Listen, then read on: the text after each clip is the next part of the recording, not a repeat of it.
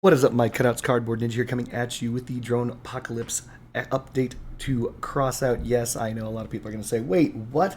It's 23rd or later at this point when I'm watching this. This is ridiculous. This is old news. I've already read the patch notes. It's already live. Shut up. Just shut up. I'm getting to it. I actually wanted to test out some of the patch notes in advance before posting. One of the things that ended up happening, and actually, you know what? We'll just continue down the line. Long story short, Dronepocalypse is coming. It's not here yet. It's going to be here in 5 days as of this video. It's coming out on the 28th. Right now, they're cycling through brawls, and the current one that's in the game is known as At Gunpoint. At Gunpoint is a first-person mode brawl, and they provide you with your choice of an armored vehicle. You pick your favorite armored vehicle for those that are given to you, and you go and you shoot at people. You rinse, repeat, you do it again. There are, of course, air quotes, challenges for these things. Just simply playing in the brawl gets you engineer badges. Winning 3 of them after you play in 2 of them can get you a spotter's container, which will have, of course, random resources, which will never be the ones that you want. Upcoming in the future, of course, is Dronepocalypse. It works exactly from what I've read like the previous year's Dronepocalypse, with minor exceptions of they've increased the number of different Leviathans for the mode. For those of us who don't know, we weren't here for the original Dronepocalypse. There was only one Leviathan provided to each side. It was the same pattern, and if you knew where to fire with the Scorpion drone, you could literally pop the entire thing and turn it into a little duck on wheels instantaneously. They changed that around and made multiple different drones. They've made pirate ships. They've made giant plows. They've made all sorts of stuff since then. And so now we're up to 24 different types of Leviathans in the Dronepocalypse mode.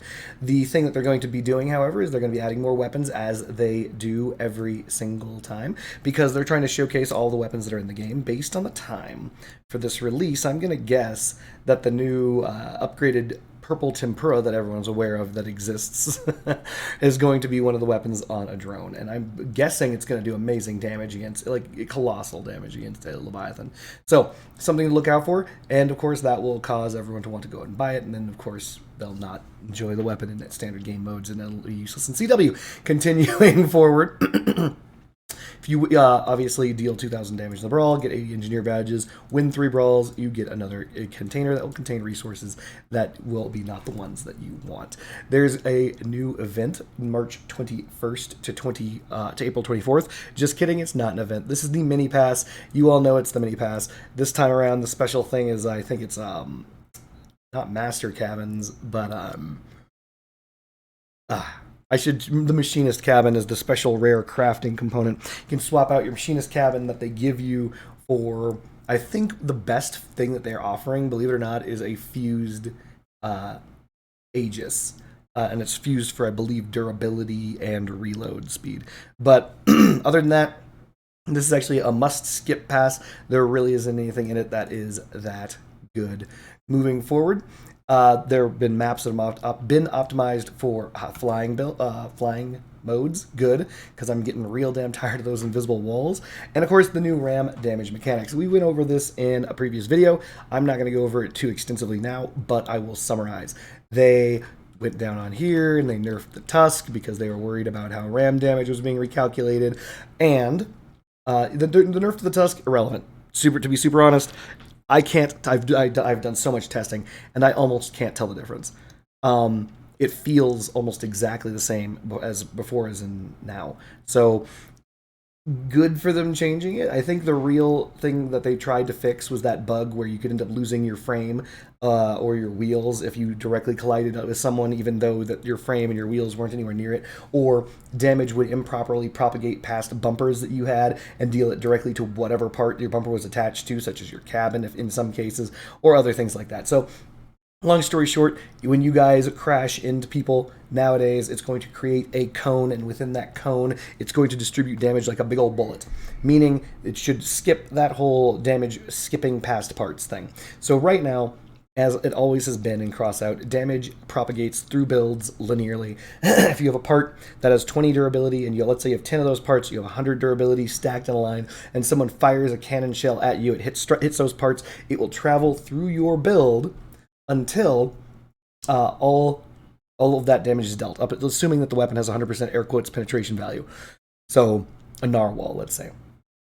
And if it does not deal all of the damage that it can deal, it'll just keep going and it'll keep passing off into that's where you see the over penetrations and things like that. They're doing that with melee. In essence, when a collision occurs, it creates a damage cone, and this damage cone will start dealing damage from the things closest, then passing through parts, similarly to how a cannon shell would pass through your build. This is to resolve that bug, and I haven't seen an issue where I've rammed into someone and parts behind have taken damage yet. So far, this seems to have worked, which is good. But yeah, other than that, for whatever reason, they said, you know what, we're nerfing the shit out of bumpers, and that's that. So, mini bumpers got nerfed. Very, very few of them got buffed. But for the long and the short of it, for the best bumpers in the game, these are the ones that you're probably most interested in. Screener took a pretty hefty nerf, like nearly 30 something, like 32 durability or something like that, crazy, which is massive because, as you know, the Screener has damage pass through. And so the damage pass-through actually means that the Screener actually has more than 141 durability naturally. But now it has, it'll have more than 107. That's a huge, huge hit. So basically it's closer to 130 durability right now, whereas before it was closer to 190. So huge hit there. Freight train plow and also the snow plow got nerfed, but only just a touch, just the slightest bit of nerf. I don't know why they were like 429 dura. No, that's no 426. The other thing that you're going to want to pay attention to is they split damage from collision to be ram and melee. So it used to all be the same, and it used to be called collision. It is no longer called collision. There's ram damage and there's melee damage, and they nerfed the melee resistance of all bumpers. So all bumpers who had collision resistance before, which is now melee resistance, it is now reduced. There is not a single bumper that has greater melee resistance. So this means that you will have your bumpers and your melee weapons sliced through a lot more easily. Well, actually, that's not true. I'm sorry. It's way true. It's even more true than I thought. Sorry. Melee weapons don't have resistance to melee damage. They have like 50% now, 50 or 55. The flails have 60, but they used to have 90, which means they used to take only 10% damage from melee weapons. Now, passive melee weapons get obliterated by melee damage. So what this means is if you have a, let's say King of Birds, which used to have a lot of hit points, which got nerfed.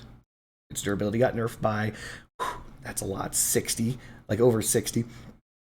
But anyway, sorry, I'm getting distracted by how ridiculously high that nerf is. Sorry, so let's assume that you were using the King of Birds before. It would have 90% melee resistance. Someone come at you with a lacerator, and that would do 5 damage because usually it does 50, but you're reducing by 99. No, not anymore. Now the lacerator is going to do 25 damage. Basically, it's going to cut right on through melee. So passive melee is not a valid defense anymore against actual active melee.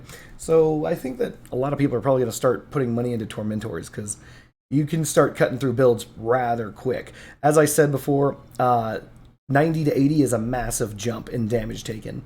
So normally, assume that 90% damage resistance is normal, which is what it was.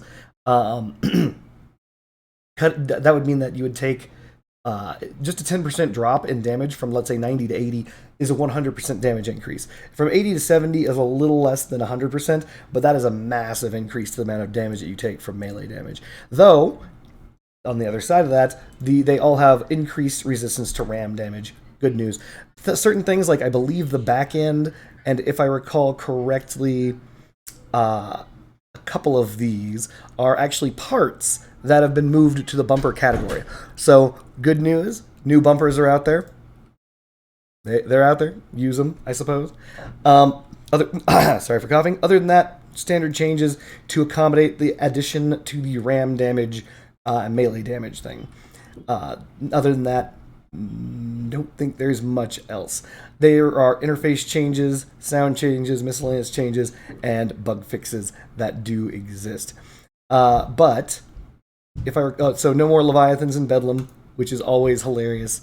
I heard that was a problem. Other than that, I think that is all that has happened in this patch. Yeah. I mean, that's it. Pretty neat, right? So the good news, they didn't bring over the energy changes that they were testing, but that doesn't mean they're going away. So be on the lookout for that stuff when that shows up, and obviously I'll try and be more on point for that. I've been trying to make a video for you guys on how flame weapons work and how heating works, and that's what has been preoccupying my time. That's why I didn't get this out on time. I apologize, but that's all. I think that covers more or less the Dronepocalypse update. I can't wait for the little drones to be out again. Can't wait to see what new weapons they're going to throw on the drones. I mean, I'm certainly sure it's probably going to be like, it's got to be the new Tempura. But yeah, I think that's more or less the only weapon I haven't seen on a drone.